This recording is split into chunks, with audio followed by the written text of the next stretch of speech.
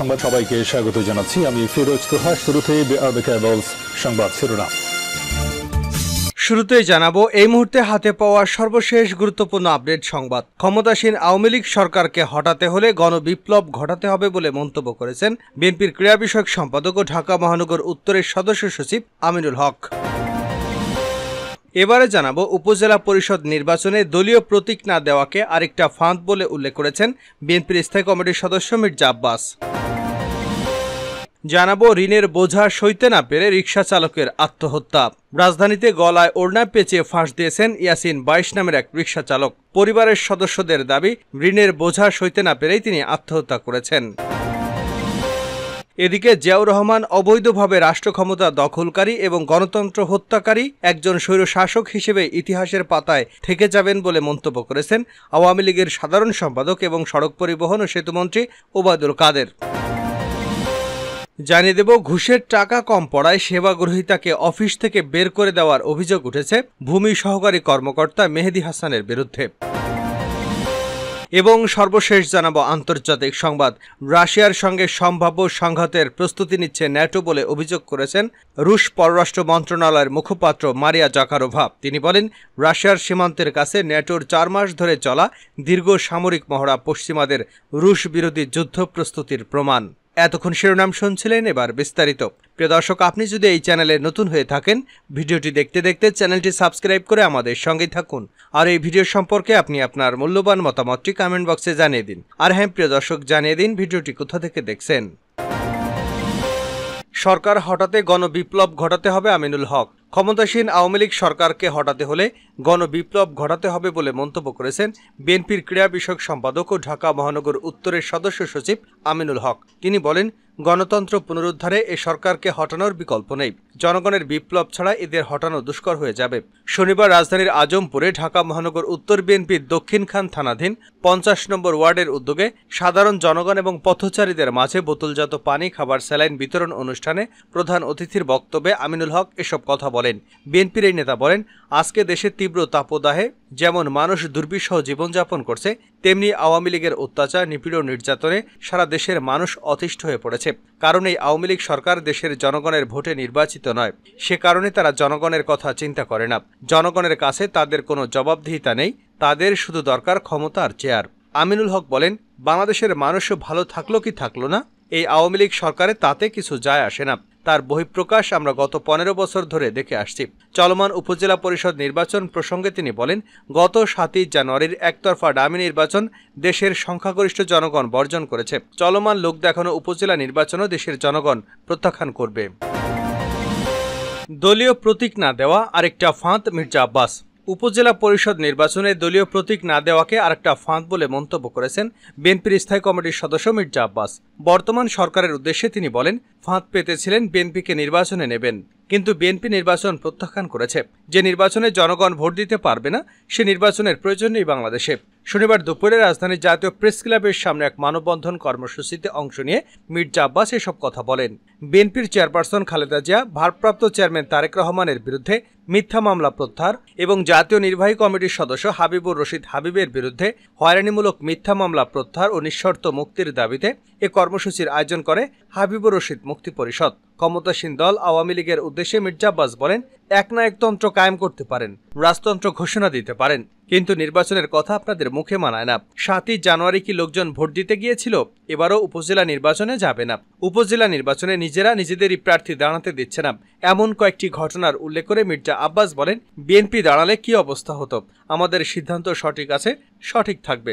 বর্তমান স্বৈরশাসন চলছে অভিযোগ করে মির্জা আব্বাস বলেন, জনরোষের মুখে একদিন না একদিন এই সরকারের পতন ঘটবেই। এটা কেউ ঠেকিয়ে রাখতে পারবে না। গ্রেপ্তার করে বিশ্বের কোনো আন্দোলন থামানো গেছে বলে জানা নেই। বিএনপির এই সিনিয়র নেতা বলেন, আমরা আন্দোলন করছি, আন্দোলন হবে, মুক্ত হবে দেশ। আমি দেখতে পারবো কিনা জানি না, কিন্তু কেউ না কেউ আসবে দেশকে মুক্ত করবার জন্য। আমাদের নেতা তারেক রহমান একদিন দেশে ফেরত আসবেন। জনরোষের মুখে এই সরকারের যখন পতন হবে, তখন তিনি দেশে ফেরত আসবেন, নেতৃত্ব দেবেন দেশকে। ঋণের বোঝা সইতে না পেরে রিকশা চালকের আত্মহত্যা। রাজধানীতে গলায় ওড়না পেঁচিয়ে ফাঁস দিয়েছেন ইয়াসিন ২২ নামের এক রিকশা চালক। পরিবারের দাবি, ঋণের বোঝা সইতে না পেরে তিনি আত্মহত্যা করেছেন। শনিবার সকাল 10:30টার দিকে রাজধানীর খিলগাঁওয়ে মিত্রমোহনী এলাকার একটি বাড়িতে ঘটনা ঘটে। ইয়াসিনের বাড়ি ময়মনসিংহ জেলার গৌরপুর থানার কলতাপাড়া গ্রামে। তার বাবার নাম আব্দুস সাত্তার। জানা যায়, সকালে ঘরের ফ্যানের সঙ্গে ইয়াসিনকে ঝুলন্ত অবস্থায় দেখে পুলিশকে খবর দেয় তার পরিবার। পুলিশ এসে তাকে উদ্ধার করে ঢাকা মেডিকেল কলেজ হাসপাতালে নিয়ে যায়। এরপর ঢামেকের জরুরি বিভাগের চিকিৎসক পরীক্ষা নিরীক্ষা শেষে তাকে মৃত ঘোষণা করেন। ইয়াসিনের বাবা আব্দুস সাত্তার বলেন, আমার ছেলে পেশায় অটোরিকশা চালক। সে ঋণগ্রস্ত ছিল। ঋণের বোঝা সইতে না পেরে আমার ছেলে গলায় ফাঁস দিয়েছে। পরে আমরা ঝুলন্ত অবস্থায় তাকে দেখতে পেয়ে পুলিশকে খবর দেই। পুলিশ এসে তাকে অচেতন অবস্থায় উদ্ধার করে ঢাকা মেডিকেল কলেজে নিয়ে যায়। এরপর সেখানে কর্তব্যরত চিকিৎসক দুপুর 2টার দিকে তাকে মৃত ঘোষণা করেন। জিয়াউর রহমান গণতন্ত্র হত্যাকারী হিসেবে ইতিহাসের পাতায় থেকে যাবেন। জিয়াউর রহমান অবৈধভাবে রাষ্ট্র ক্ষমতা দখলকারী এবং গণতন্ত্র হত্যাকারী একজন স্বৈরশাসক হিসেবে ইতিহাসের পাতায় থেকে যাবেন বলে মন্তব্য করেছেন আওয়ামী লীগের সাধারণ সম্পাদক এবং সড়ক পরিবহন ও সেতুমন্ত্রী ওবায়দুল কাদের। শনিবার গণমাধ্যমে পাঠানো এক বিবৃতিতে তিনি এমন মন্তব্য করেছেন। তিনি বলেন, জিয়াউর রহমান বাঙালি জাতির কাছে একজন সামরিক স্বৈরশাসক হিসেবেই অভিহিত হবেন। আওয়ামী লীগ কখনো ইতিহাস বিকৃতিতে বিশ্বাস করে না। জিয়াউর রহমান জোরপূর্বক রাষ্ট্র ক্ষমতা দখলের পর জাতির পিতা বঙ্গবন্ধু শেখ মুজিবুর রহমানের নাম মুছে ফেলতে অপচেষ্টা করেছেন। বিএনপি শাসন আমলে রাষ্ট্রীয়ভাবে বিকৃত এবং মিথ্যা ইতিহাস প্রচার করা হয়েছে। এমনকি 7ই মার্চের ঐতিহাসিক ভাষণ পর্যন্ত বাজাতে দেওয়া হয়নি।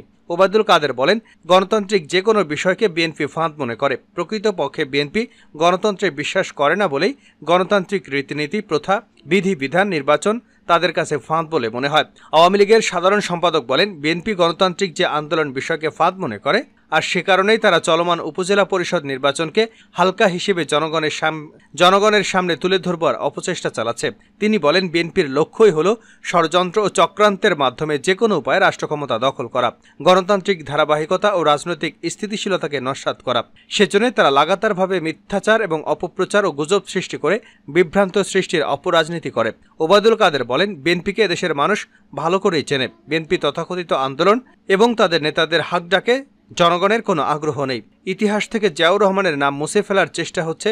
বিএনপি নেতাদের এমন বক্তব্যের জবাবে আওয়ামী লীগের সাধারণ সম্পাদক বলেন, বিএনপি নেতৃবৃন্দ ইতিহাস থেকে জিয়াউর রহমানের নাম মুছে ফেলার কথা বলেছেন। বন্দুকের নলের মুখে জোরপূর্বক রাষ্ট্র ক্ষমতা দখলকারী একজন গণধিকৃত ব্যক্তিকে বিএনপি গণনায়কে রূপান্তরিত করার অপচেষ্টা করছে। বিএনপির এই অপচেষ্টা জনগণ কখনই গ্রহণ করেনি। জিয়াউর রহমানের নাম ইতিহাস থেকে মুছে ফেলার প্রশ্নই আসে না। তিনি বলেন, প্রকৃত ইতিহাস তার আপন মহিমায় উদ্ভাসিত হবে। জিয়াউর রহমান অবৈধভাবে রাষ্ট্র ক্ষমতা দখলকারী এবং গণতন্ত্র হত্যাকারী একজন স্বৈরশাসক হিসেবে ইতিহাসের পাতায় থেকে যাবেন।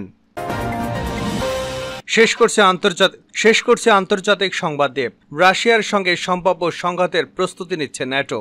পশ্চিমা সামরিক জোট ন্যাটো রাশিয়ার সঙ্গে সম্ভাব্য সংঘাতের প্রস্তুতি নিচ্ছে বলে মন্তব্য করেছেন রুশ পররাষ্ট্র মন্ত্রণালয়ের মুখপাত্র মারিয়া জাকারোভা। তিনি বলেন, রাশিয়ার সীমান্তের কাছে ন্যাটোর 4 মাস ধরে চলা দীর্ঘ সামরিক মহড়া পশ্চিমাদের রুশ বিরোধী যুদ্ধ প্রস্তুতির প্রমাণ।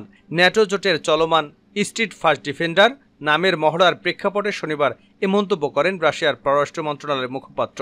ন্যাটো জোটের সদস্য দেশগুলোতে রাশিয়ার হাইব্রিড ধাঁচের হামলা পরিচালনা করছে বলে সম্প্রতি অভিযোগ তুলেছে পশ্চিমারা।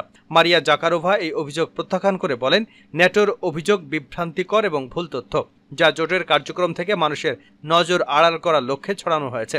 এক বিবৃতিতে রাশিয়ার পররাষ্ট্র মন্ত্রণালয়ের এই মুখপাত্র বলেছেন, বরং ন্যাটোর অস্ত্র, গোয়েন্দা তথ্য এবং অর্থ দিয়ে ইউক্রেনকে সহায়তা করে রাশিয়ার সঙ্গে হাইব্রিড যুদ্ধ চালিয়ে যাচ্ছে। তিনি বলেন, স্নায়ুযুদ্ধের পর ন্যাটোর সবচেয়ে বড় মহড়া স্ট্রিট ফাস্ট ডিফেন্ডার এই মুহূর্তে রাশিয়ার সীমান্তের কাছে অনুষ্ঠিত হচ্ছে তাদের পরিকল্পনা অনুযায়ী। রাশিয়ার বিরুদ্ধে জোটের পদক্ষেপের অংশ হিসেবে হাইব্রিড এবং প্রচলিত অস্ত্রসহ সব ধরনের উপকরণ ব্যবহার করে অনুশীলন করা হচ্ছে।